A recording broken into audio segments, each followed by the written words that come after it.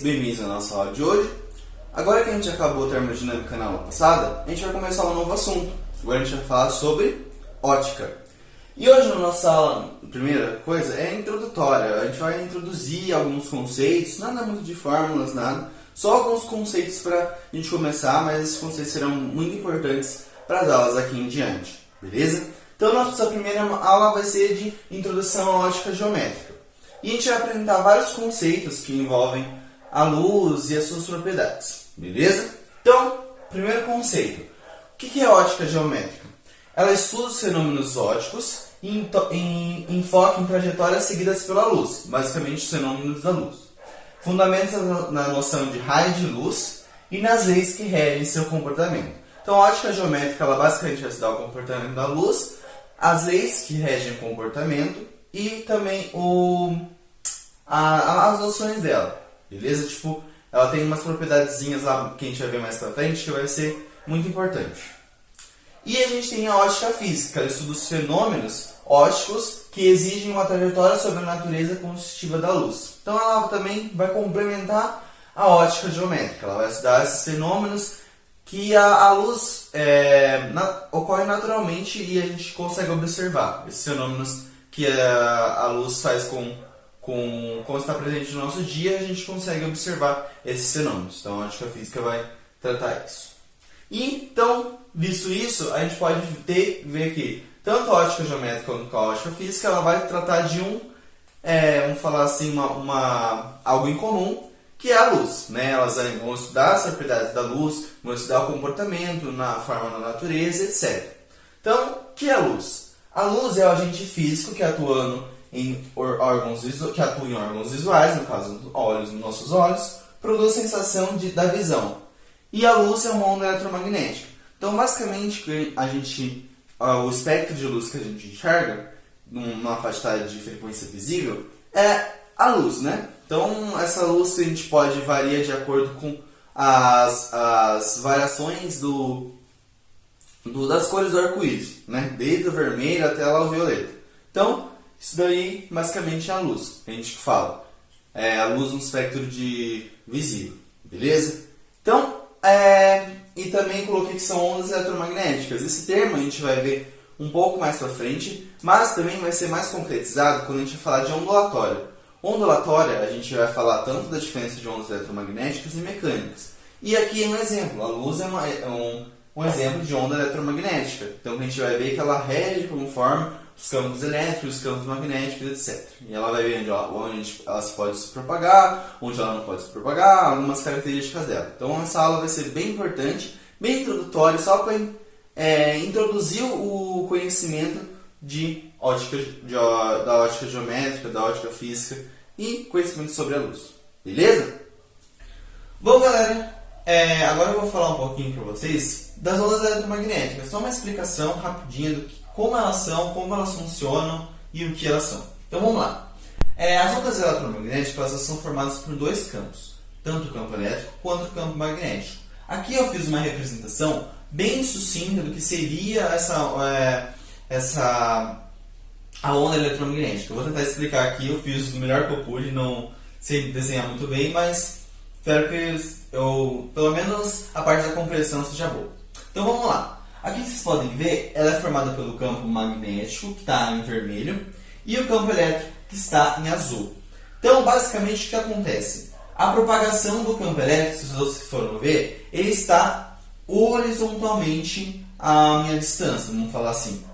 E a representação do meu campo magnético, ele está verticalmente, certo? Então, isso é uma característica das minhas ondas eletromagnéticas. Ela é formada por esses dois campos. E a onda, uma onda, no caso, um campo, no caso, vamos falar o campo magnético, ele vai oscilar, vamos falar horizontalmente. E o outro, o campo elétrico, ele vai oscilar de forma perpendicular, ou seja, assim, né? Um campo vai na horizontal, outro na vertical. E de forma perpendicular eles vão oscilar. Aqui está na mesma faixa vamos falar, de amplitude, né? A mesma altura aqui nos dois, tentei fazer. E basicamente é isso que acontece, quando eles vão se movimentando e as ondas vai se propagando, uma verticalmente, outra horizontalmente, E elas também, outra característica importante, elas são perpendicular à distância. Então a gente pode fazer mais ou menos esse símbolo aqui, que é um está indo para frente, né? Um, vamos falar horizontalmente, outro verticalmente, e outro também está indo para outra direção, que é um modelo como de um gráfico 3D, certo? De uma propagação em 3D, que é o que acontece basicamente no ondas eletromagnéticas. Então, fora elas serem perpendiculares, seus campos serem perpendiculares, elas também são perpendiculares à distância. Aqui, galera, é só uma informando para vocês o que basicamente é a onda eletromagnética. A gente vai ver isso mais detalhado quando a gente falar de ondulatória. Então fique tranquilo, é só para a gente ter uma base do que elas são. Beleza? Bom, aqui que vocês podem ver também, tem uma tabela que eu coloquei sobre as diferentes faixas, os diferentes espectros que a gente consegue enxergar. Não consegue enxergar não, que fazem parte do nosso espectro eletromagnético. Então, a faixa de luz visível é a faixa que a gente consegue enxergar, que são aquelas tonalidades das cores do arco-íris, né? Que vai desde o amarelo, vermelho, laranja, azul, verde, anil, violeta, que são essas variações de frequências de cores que a gente consegue enxergar, e outras cores são variações dessas cores, ou seja, frequências diferentes. Então, o que vai determinar que a onda vai ser caracterizada pela sua frequência. A onda de comprimento que dá a tonalidade verde vai ser tal frequência, entendeu? Então aqui está ilustrado mais ou menos a nossa tabela. E ondas que a gente não consegue enxergar, que é fora da faixa do espectro de luz visível, certo? Que são as ondas de rádio, micro-ondas e infravermelho. E as ondas com frequências maiores desse espectro também não conseguimos enxergar, que são ultravioleta, os raios-x e os raios gamas, que esses dois últimos são bem mais prejudiciais para a gente se a gente estiver em muito contato com eles. Beleza? Então é só para ilustrar basicamente o como acontece. Eu estou falando muito de frequência, né? Frequência é uma unidade que a gente, vamos falar, uma grandeza que a gente introduziu aqui, que é teoricamente nova. A gente não vai focar muito, porque na parte da ótica ela não aparece bastante, mas na parte da ondulatória sim. Mas é bom a gente já ver essa nova grandeza. Então a frequência basicamente é uma grandeza que a gente determina a quantidade de alguma coisa que ocorreu em determinado período de tempo. Ou seja, um acontecimento, um ocorrido, uma grandeza que ocorreu em um determinado período de tempo. Vamos falar assim, quantos ciclos que a minha onda fez em um determinado período de tempo, ou em um segundo. Então,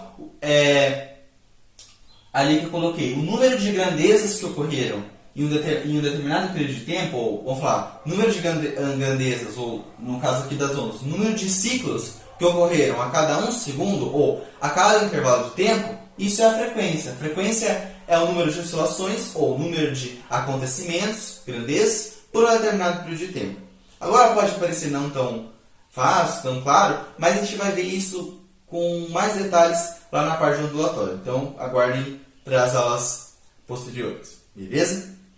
E outra coisa muito importante quando a gente fala de ondas eletromagnéticas é que elas se diferem basicamente na frequência delas. Então, a gente já enxerga numa determinada frequência, uma faixa de frequência com aspecto de luz visível. Tem frequências abaixo e acima que a gente não enxerga. E o conjunto dessas todas as frequências, ou seja, esse conjunto que vai desde frequências menores até frequências maiores, é denominado o aspecto eletromagnético, que é aquele bonito que a gente vê ali no campo, que é onde a gente vê as faixas de raio, de raio-x, micro-ondas, infravermelho, ultravioleta, raio-x, raios gamas, e inclusive a faixa, ou seja, o aspecto de luz visível, que é o que a gente enxergou. Então, basicamente, isso aqui é só para introduzir, só para ter uma leve noção do que são ondas eletromagnéticas.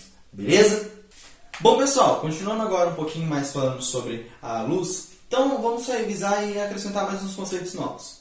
Então, a luz ela é uma forma de energia que se propaga através de ondas eletromagnéticas, ou seja, quando tem a formação juntamente de um campo elétrico e de um campo magnético unidos e correndo uma trajetória perpendicularmente entre si. E cujas frequências sensibilizam nossos olhos, ou seja, a luz visível chega até nossos olhos e nós conseguimos enxergar os objetos, as cores, etc.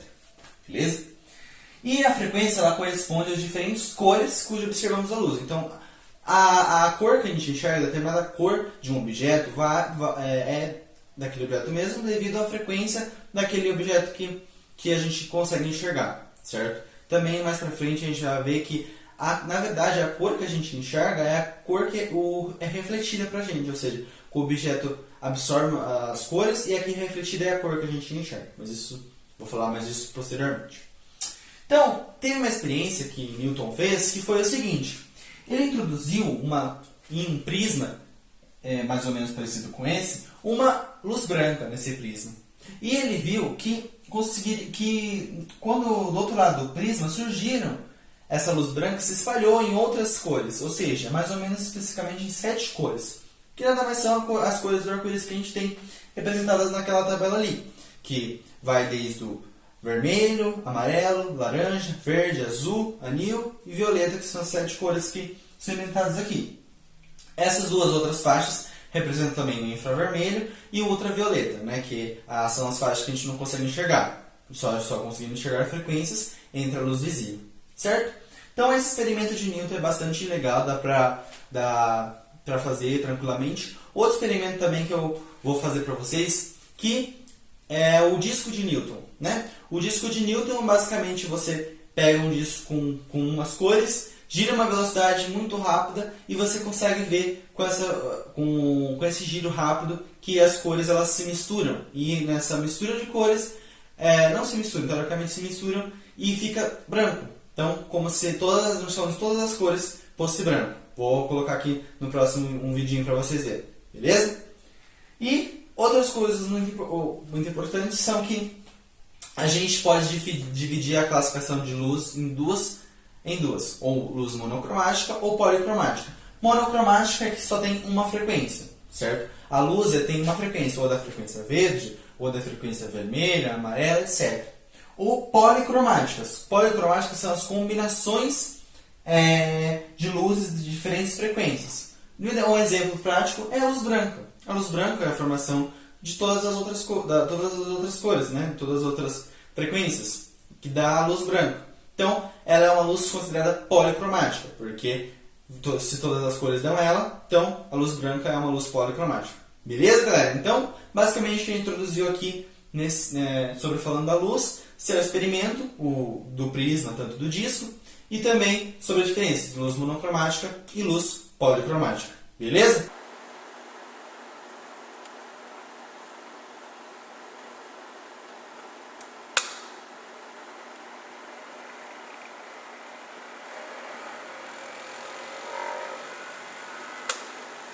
Bom, galera, vocês viram agora o vídeo do disco de Newton, né?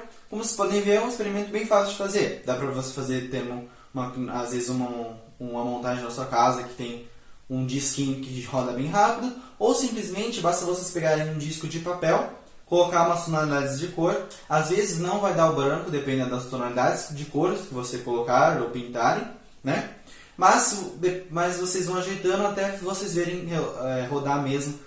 Pegar o disco, colocar um lápis, uma caneta bem no centro desse disco e rodar. Rodou ele e vocês veem que as cores vão ficar se misturando e a luz vai ser branca, vai ser policromática, ou seja, junção das outras frequências. Beleza? Então é uma experiência bem simples e legal de ser feita em casa. Tendo visto agora alguns fenômenos da luz anteriormente e alguns experimentos, vamos falar sobre a sua velocidade. Bom, antigamente acreditava-se que a velocidade da luz era infinita, ou seja, assumia valores infinitos. Galileu Galilei foi um dos primeiros cientistas a tentar falar qual que seria esse valor, ou seja, quantificar o valor da velocidade da luz, no vácuo, no caso, que a gente fala que é a velocidade da luz no vácuo. Mas não conseguiu, às vezes, por equipamentos, às vezes por experimentos não estava dando muito certo, então acabou não dando certo. Porém, posteriormente, com outros cientistas e outros experimentos, a gente sabe que hoje em dia a gente tem um valor da velocidade da luz. E esse valor da velocidade da luz a gente denomina-se com a letra C. Isso foi colocado da mesma forma que a potência a gente coloca com P, ou temperatura T. Então é só a forma de nomear. Que a gente vai falar da velocidade da luz, Czinho, beleza? Ela é de aproximadamente 3.000 km por segundo. Então esse é um valor bem consideravelmente alto, que significa que cada segundo ela percorre 3.000 km, ou seja, é muito rápido. Mais rápido do que a gente piscar um olho e a luz sair daqui e lá no norte. Então, já piscamos, a luz já foi. Beleza? Às vezes o exercício ele não pede a resposta em km por segundo. Pede em metros por segundo ou em outras unidades. Para a gente transformar é bem simples. Vamos lá. Se a gente tem 3.000 km por segundo, isso significa que é 3 vezes 10 a quinta. Já que tem 5 zeros, então 3 vezes 10 a quinta quilômetros por segundo. Beleza? Para a gente transformar para metros, que é uma medida mais usualmente em exercícios gostam bastante, a gente faz o quê? Multiplica por 1.000. Por quê? A gente vai descer a escala do hectômetro, decâmetro e chega em metro. Então a gente multiplica por 1.000 e chega numa resposta que a velocidade da luz também é 3 vezes 10 a oitava metros por segundo. Então esses dois valores aqui circulados, ou no quadrado em verde, eles são os mais utilizados em exercícios. Beleza? Bom, outra coisa importante que o exercício pede pra gente é quando a gente fala de ano-luz. Bom, o ano-luz nada mais é do que a distância percorrida pela luz em um ano terrestre. Mas como a gente vai calcular isso? Bom, vamos tentar achar essa distância em metros. Beleza?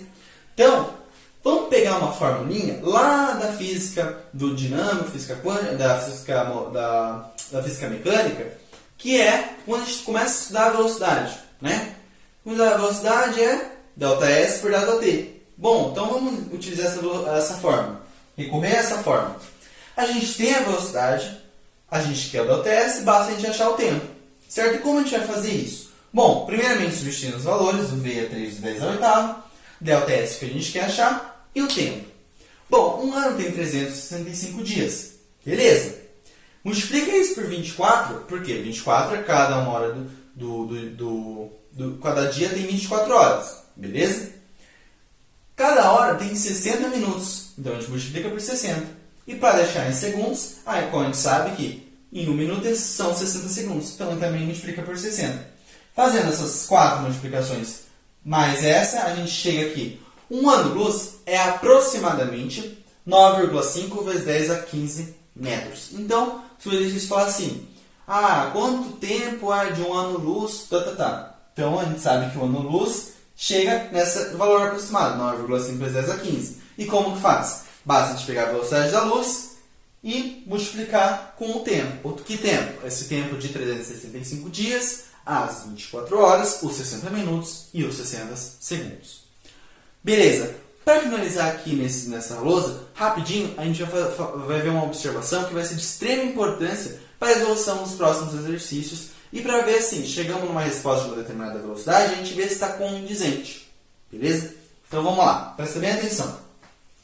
Nos meios materiais, ou seja, nos meios sólido, no meio líquido, no meio gasoso ou no vapor, a velocidade V, agora a velocidade V, das ondas eletromagnéticas é sempre menor do que C. O que é o C? C é a velocidade da luz no vácuo.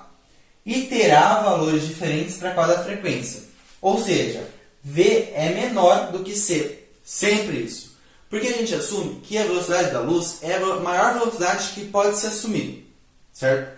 Então, a velocidade para as outras frequências, em outros meios, ou seja, em meios materiais, que não seja no vácuo, a luz não vai assumir esse valor. Vai assumir, ou outras ondas eletromagnéticas não vão assumir esse valor. Entendeu? Então, o máximo que ela pode chegar é a luz no vácuo, que é esse valor de 3 vezes 10 a oitava metros por segundo. Vamos supor que no nosso exercício deu lá, a velocidade deu 9 vezes 10 a décima metros por segundo. Aí você coloca aquela resposta. Não. Por quê? Com essa observação, a gente viu que o valor máximo que ela pode atingir é 3 vezes 10 a oitava. Certo?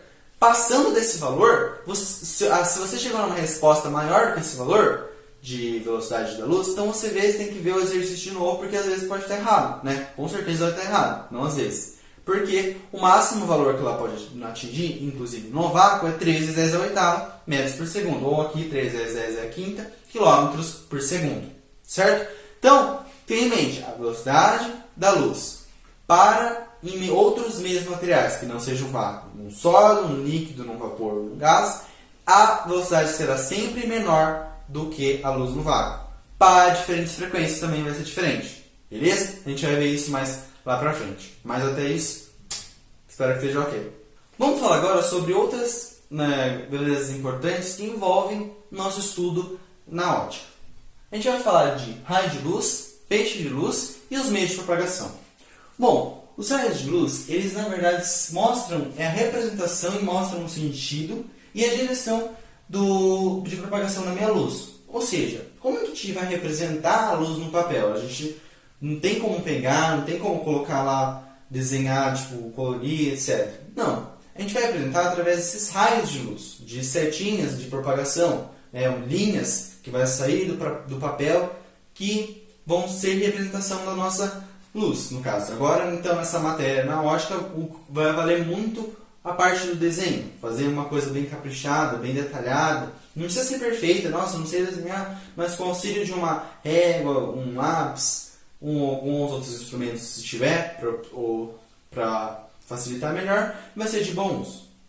E isso é puramente teórico, né? Uma ideia teórica, já que a luz ela não tem essas setinhas saindo dela, só para ilustrar de maneira melhor.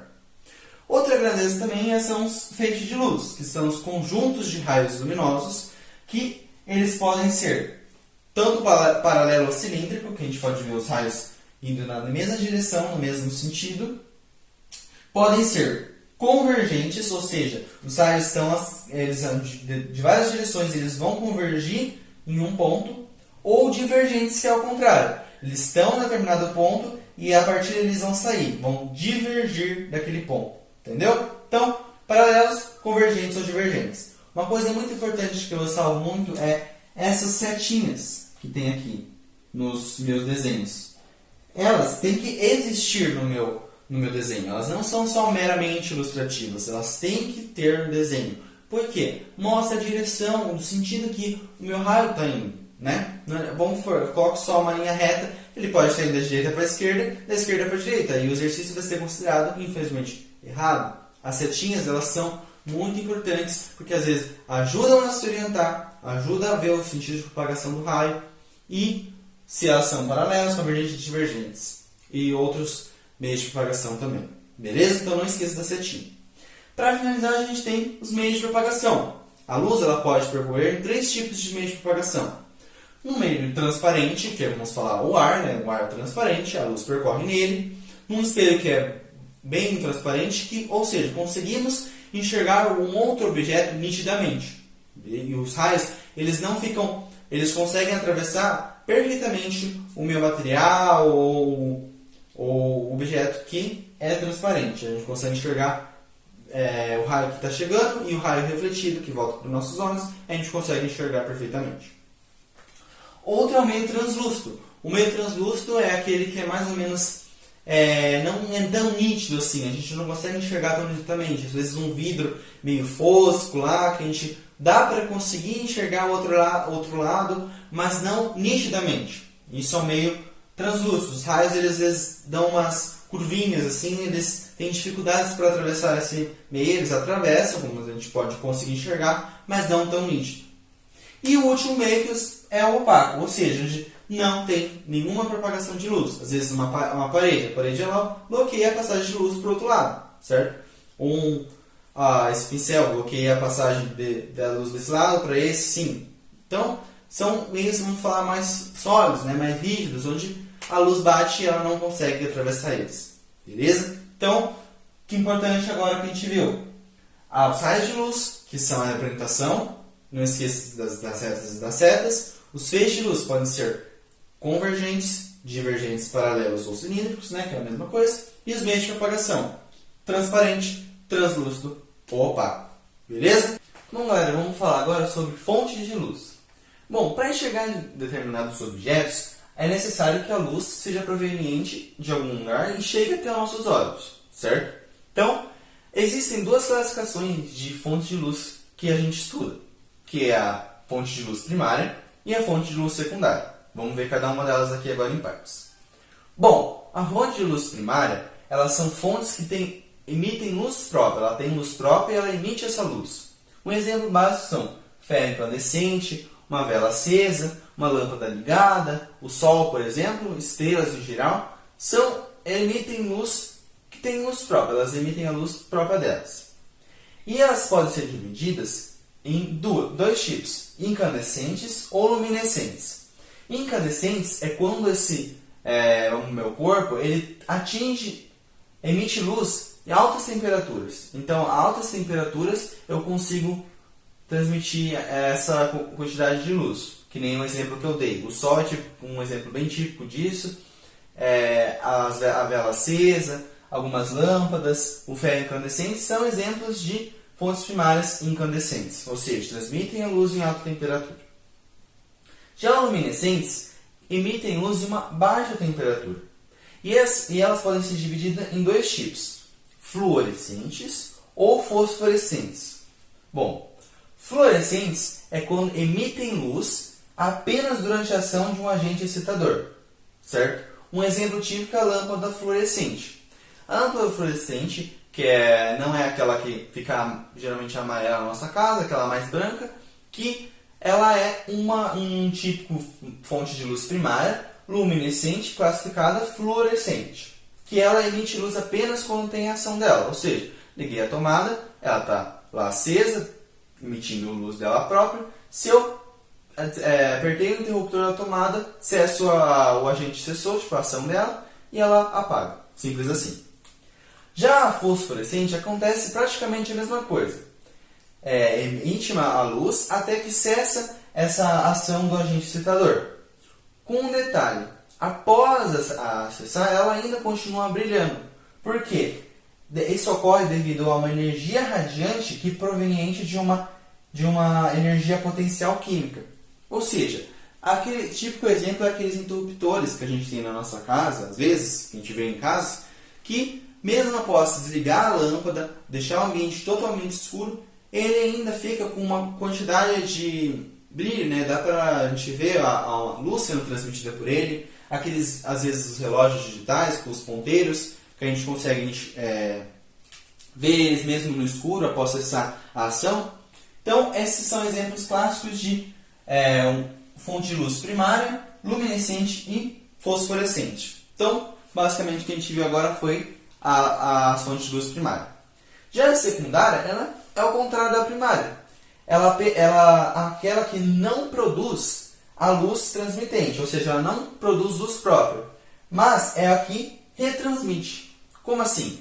Por exemplo, a gente às vezes pode achar que à noite a gente vê a lua brilhante lá no céu e fala que ela tem luz própria.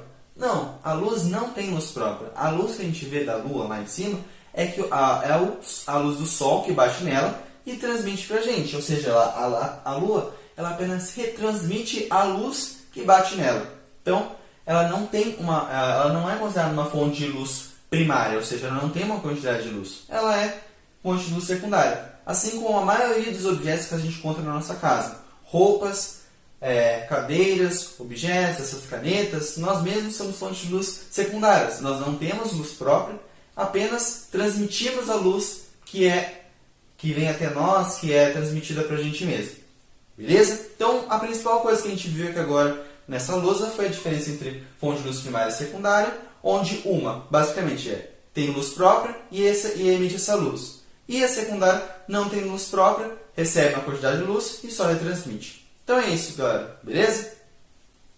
Bom, então agora a gente vai estudar alguns princípios da ótica geométrica. Bom, como a gente está na disciplina de física, né? A física tenta introduzir alguns princípios, ou seja, não matematizar, mas introduzir os princípios para facilitar a melhor compreensão do nosso estudo. No caso aqui, a ótica. Então vamos ver alguns deles. O primeiro princípio fala o princípio da propagação retilínea da luz, que é quando, se eu tenho uns meio transparentes ou homogêneos, ou seja, homogêneo é quando esse meu meio, qualquer porção dele, possui as mesmas propriedades, tanto de densidade, temperatura, pressão, etc., é considerado meio homogêneo, e essa luz se propaga em linha reta, certo? Então é quando eu tenho um meio transparente homogêneo, a luz se propaga em linha reta. A gente pode observar isso, às vezes, quando está em uma sala de aula, e vê lá numa frestinha, lá na janela, ou na porta, entrando um feixe de luz. Você vê que ele é praticamente em linha reta. Por quê? O ar é um meio transparente, certo?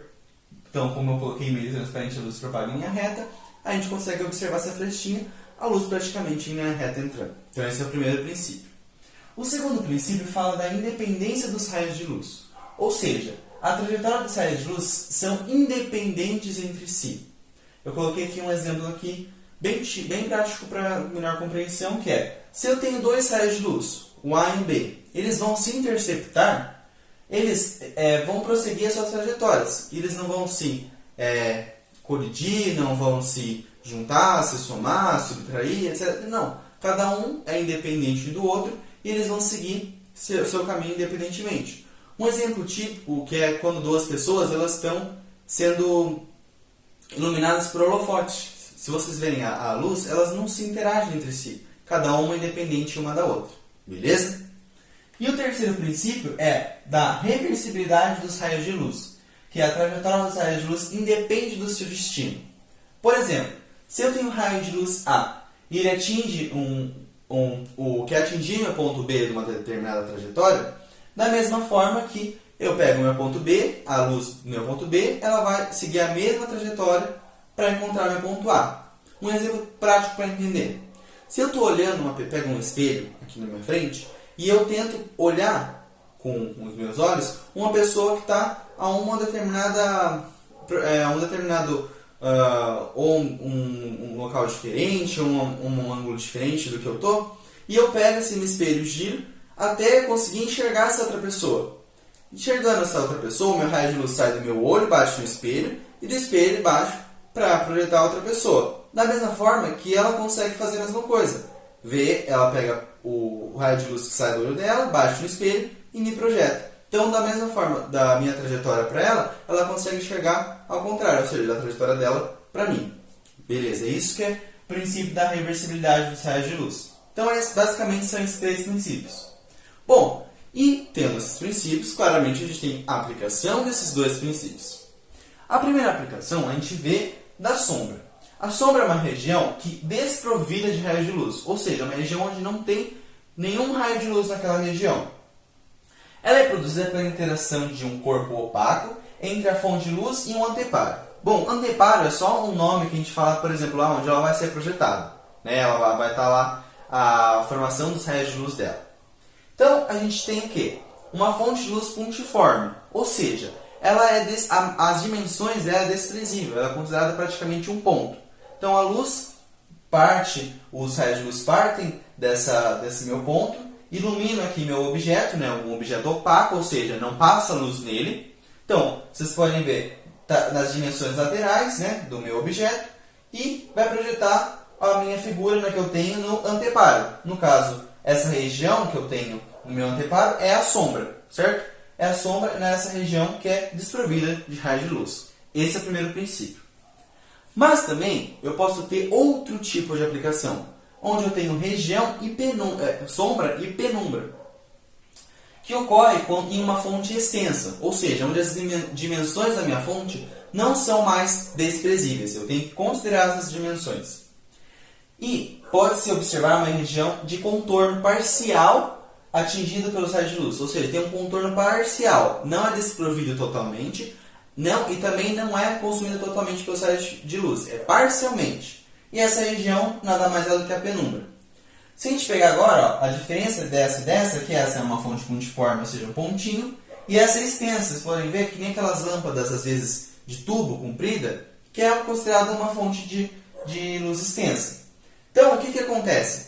Pega o mesmo objeto, os raios de luz aqui demonstrados em verde são iguaizinhos a esse daqui do meu objeto em vermelho da primeira parte. Ou seja, eles pegam a parte de fora do meu objeto e a região onde forma a minha sombra projetada, certo? Mas a minha penumbra. Da mesma forma, em cada uma dos extremos da minha fonte, eu tenho que cruzar, porque vai sair dois raios de luz. Um que vai passar na parte de baixo do meu objeto e outro que vai passar na parte de cima. Da mesma forma, na outra dimensão, um raio vai passar na parte de cima e outro na parte de baixo. Vocês podem ver até que eles se cruzam aqui. Desse cruzamento que aconteceu lá depois, que é a formação dos meus raios de luz da região vermelha, é a minha penumbra. Ou seja, é a minha região que está parcialmente atingida pelos raios de luz. Não está totalmente, no caso igual a minha sombra, está desprovida, não tem nenhum raio de luz, e também não está atingido totalmente. é que nem a sombra. Se você pegar às vezes na parede, você consegue ver uma parte, né, tá mais escura e outra tá mais acinzentada. Esse tom, coloração de cinza é a minha penumbra, ou seja, é uma região onde não está desprovida totalmente de luz, mas também não está consumida totalmente de luz. É uma região parcial. Beleza, galera? Então, são esses 3 princípios e essas 2 aplicações serão importantes para a nossa aula e para a resolução de exercícios. Beleza? Bom, pessoal, para finalizar a nossa aula de hoje, vamos falar um pouco sobre um fenômeno bastante comum, que é o eclipse, onde pode haver o eclipse da Lua e o eclipse do Sol, e um experimento bastante legal. Então, primeiro, o que é um eclipse? O eclipse nada mais é do que o desaparecimento ou intercepção total ou parcial de um astro pela colocação de outro. Ou seja, um astro vai ser coberto por outro astro e às vezes não vai conseguir ser visto. Então, existem dois tipos de eclipse. O eclipse da Lua, que é quando a Lua penetra totalmente ou parcialmente no cone de sombra da Terra. Ou seja, tem o Sol, a Terra está entre o Sol e a Lua ela não é vista, né? Porque o eclipse da Lua, a Lua fica exatamente no cone onde vai ser projetada no Sol, que não recebe raio de luz.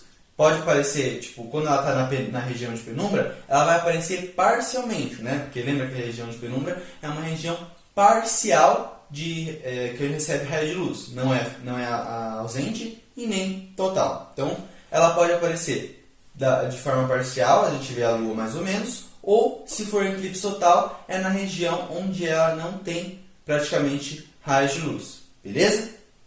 E o eclipse solar? O eclipse solar é ao contrário do lunar, né? Onde o Sol, a gente não consegue enxergar o Sol. Então, basicamente, é quando a Terra intercepta o cone de sombra da Lua. Ou seja, está lá o Sol, a Lua ela entra na frente, ou seja, entra no meio entre o Sol e a Terra, e a faixa pelos raios de luz que a gente pode observar na imagem ali, a faixa onde não tem, ou seja, onde faz sombra, é o eclipse total do Sol. E onde tem região de penumbra é o eclipse parcial. Às vezes a gente vê uma parte coberta, outra não. Então, não consegue acontecer em todo o globo terrestre. É em determinadas regiões do mundo que esse fenômeno ocorre. Mas, basicamente, tem que saber de importante. No eclipse lunar, o que acontece? Está o Sol, a Terra e a Lua. E o eclipse solar, está o Sol, a Lua e a Terra. Beleza? Só vai trocar a Lua com a Terra, basicamente. E a última coisa para finalizar é um experimento que se chama experimento da câmera escura, através de um orifício.